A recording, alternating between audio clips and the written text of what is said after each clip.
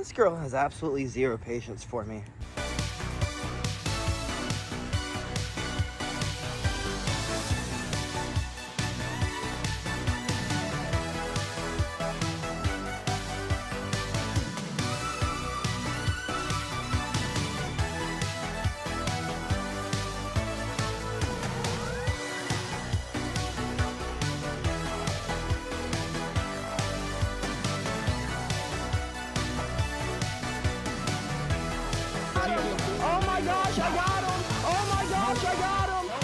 Good morning, folks, and happy Sunday.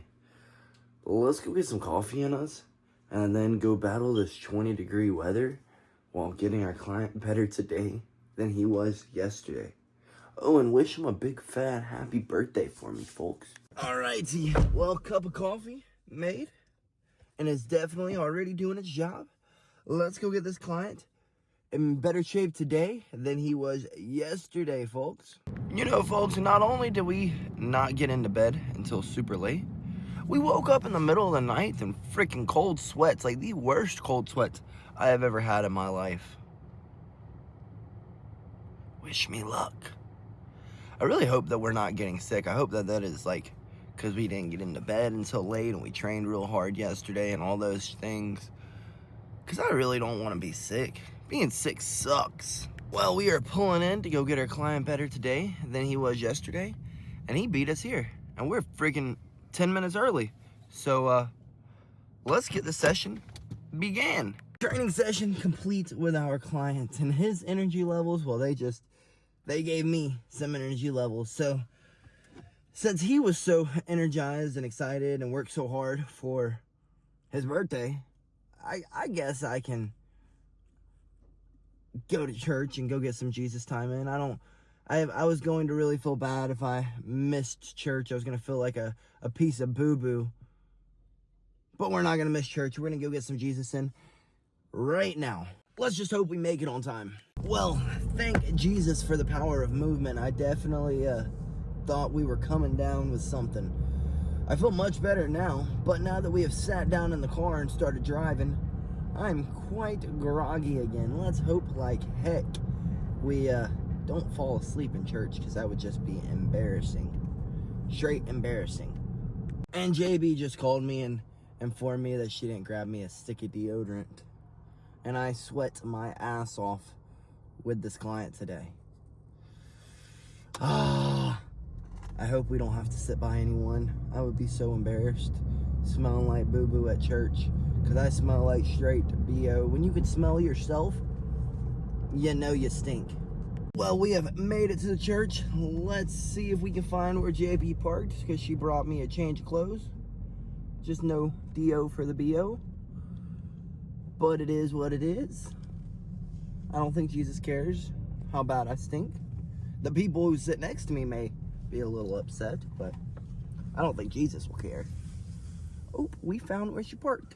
All right, let's change, get ready for church, head in here, and get better today than we were yesterday. Oh, good thing she's right here. Grab this, grab these. Let's change out as quickly as we can and get in here and praise some Jesus.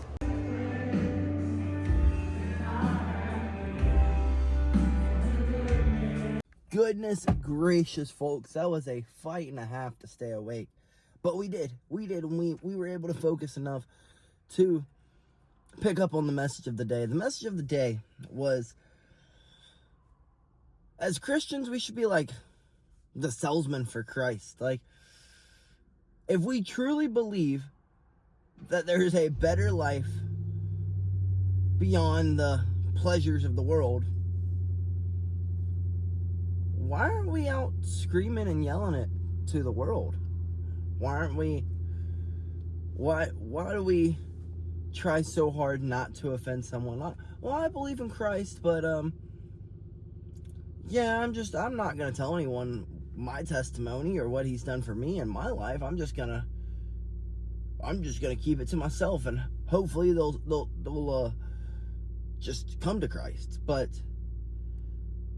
I mean, it's kind of like fitness. If you don't tell anyone the damages they're doing to their body by consuming alcohol on a regular basis, by eating fatty foods on a regular basis, by not exercising, by not doing their cardio, by not doing the strength training, by not doing everything that they should do to keep their bodies healthy.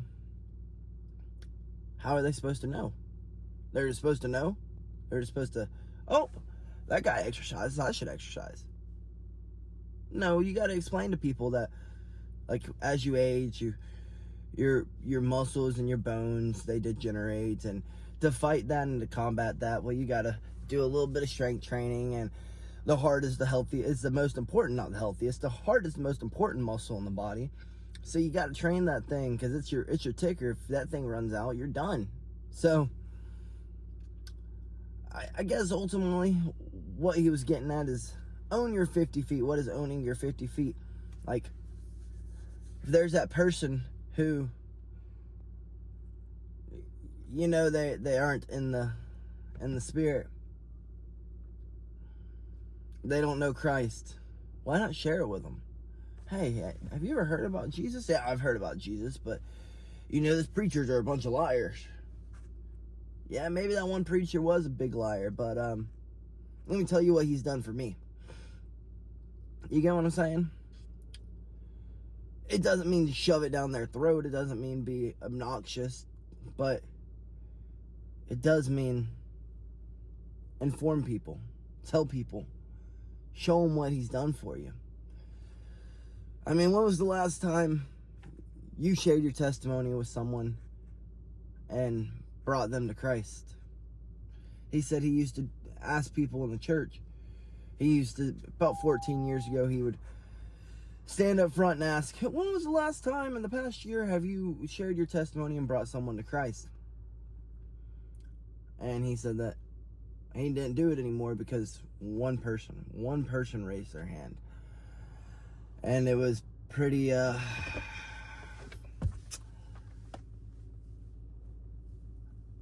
guess, sorry, my brain ain't working the way it should. It's disappointing. Disappointing is the word I'm looking for. I want to say, I guess depressing would be another word for it, but it was disappointing, and he thought he had failed as a preacher by not having more people who want to profess their faith. So ultimately, folks, profess your faith and tell the world what Christ has done for you. But with that being said, folks, my butt is tapping out. I'm going home and I'm crawling back in bed, and I may not even change out of these blue jeans and this pullover. I may just climb right into the bed, like literally right in the bed. And then we're going to play some freaking games. We are going to play some games today. No ifs, ands, or buts about it. Freaking JB. I told her I was too tired to care to eat. And then her butt turns towards town. Now we're going to get some food. Let's go in here and eat as quickly as we can. And hopefully get home to take us a little bit of a nap. Alrighty, we got some breakfast in JB. Some food in her. Full fiance is a happy fiance. Let's get home and take us a freaking nap, folks. Finally, out of the bed. Well, I just totally slept the whole entire day away. And I don't even feel bad about it. That was some much needed sleep, folks. I guess let's go knock out our chores, go get some food, and then get back home and play some freaking games. Well, let's get in here and eat as quickly as we possibly can so that we can head to the store and then make it back home and play some freaking games, folks. Well, dinner was great, and JB said since I was a good boy and I didn't play with my food, that I get to get a milkshake for the store. Let's go get a milkshake, folks. This girl has absolutely zero patience for me. And we got ourselves a milkshake, and JB got herself some regular ice cream, which now I'm questioning my choice. Should I have just gotten some regular ice cream, or should I have gotten the milkshake? At least with the milkshake, I can walk around and drink it while we're at the store. The ice cream, you cannot. You're gonna have that melted by the time we get home. I'm so indecisive sometimes, folks. So indecisive. But let's get to the store, run through it. Luckily, JB got ice cream, so we can't be in there long. Well, I guess JB getting ice cream instead of a milkshake was a great idea because it got me out of having to go to the store. Look at me. I knew what I was doing. No, I didn't. I just got lucky. But JB has this new thing she likes to do when I'm saying goofy things in the car, thinking that we're alone. I'm saying it in confidence to her, of using her phone as a memo recorder and recording the things that I say. Now we shall ride in silence everywhere we go. Because she just caught me driving down the road, singing Many Men in Elmo's voice. Yep, that's what we did the whole way home. Tired of her. Tired of her. Let's get inside and play some freaking games, folks.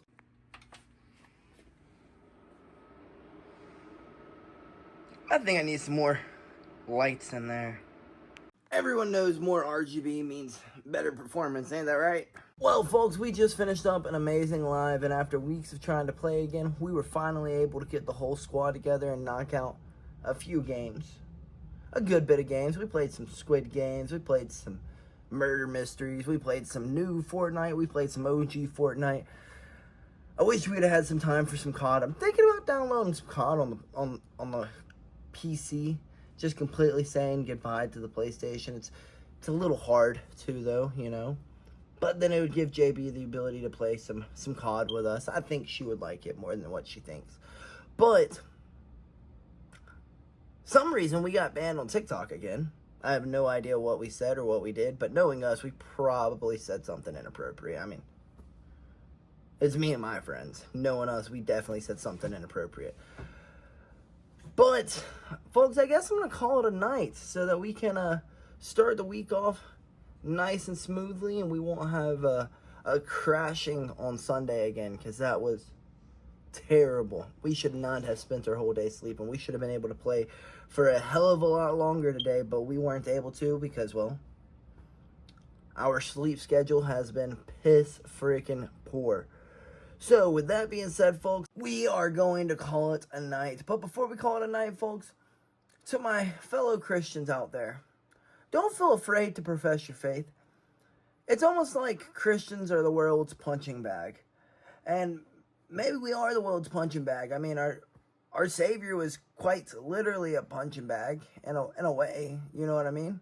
Like, everyone chastised him, belittled him, and told him he was a liar. Then they crucified him and beat him before throwing him on a cross. So, I mean, if he can get beaten and thrown up on a cross, you don't think you can tell people, hey, since I met Christ, I've been a lot happier. Since I've met Christ, my stresses have been kind of gone. Since I've met Christ, I no longer turn to drugs or alcohol. Since I met Christ, I don't always go, why is this happening to me? But I go, it must be part of the plan. I guess there's something I need to learn from this. You get what I'm trying to say, folks? Like, and Christians are very often the ones who are like, why me? Why me? They do. I know a lot of them. I've done it myself. Why me? But when I remember that everything's for a greater plan, maybe this person dying or that person dying or this failure in life or that failure in life, it's just to bring you closer to Christ so that you'll dig deeper into him, and then eventually you'll go and tell someone else about what happened, and then that next person will tell someone else, and then that next person will tell someone else. You get what I'm saying, folks? So don't feel afraid to profess that faith to people. Tell people about him. Tell people what he has done in your life, because you never know. You may be the one to change that person's life and save them for eternity. For eternity. Now, I'm not saying run around and go, you're going to hell. You're going to hell. But I am saying that profess your faith. He told us to. He professed his faith. He professed who he was. He could have kept it a secret. But he didn't. He could have not climbed up on that cross. But he didn't. a snap of the fingers and it all could have been over. But he chose to be the world's punching bag so that we didn't have to. So with that being said, folks, profess that faith. Good night, and BillyGoat loves you.